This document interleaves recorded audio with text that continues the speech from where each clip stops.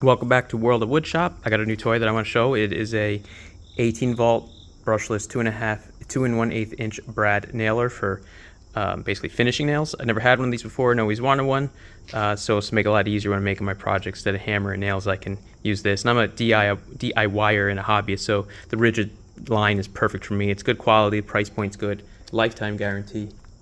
So that way, if anything happens to it, you can get it replaced. And like all the tools I have are Ridgid stuff, and the customer service has been really good too. I only ever had to replace one battery and they replaced it really fast.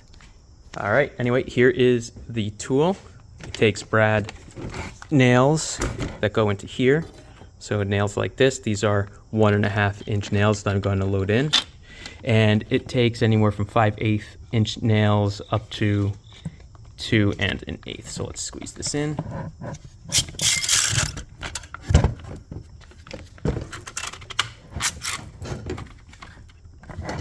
All right, not so easy doing that one-handed, but I got it. Okay, on the back, it's a power gauge to determine how much power it uses when it drives the nails. This is also a separate gauge to use before you adjust the power. If the nail is like above the wood, you can adjust this to make it drive deeper or less, depending on how you want it.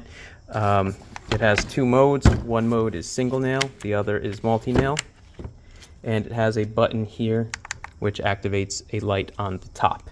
And then there's the tip, and it even comes with an extra tip and storage for that tip. So we're going to use it. These are 2 3 1/4 inch pieces, so together it's 1.5 inch, and I'm using 1.5 inch nails. So this lever gauge here is going to be important. So I just depress the top, and then I pull the trigger, and the nail goes in. And so what we see here is that the nail went in.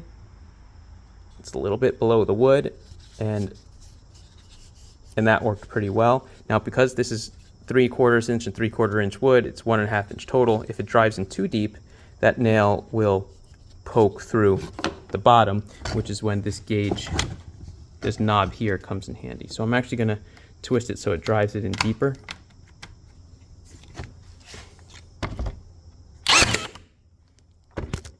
So now we can see that that one's more below the surface, and if I flip it around, I see that the nail is poking through. So that gauge is great to really adjust the depth of that nail.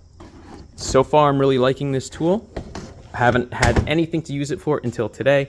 I was mowing the lawn and I broke a piece off of a step, a riser part of a step on our porch. So I'm going to use this to fix that, and I will show that in another video. But go ahead, like, subscribe, and please leave me some comments.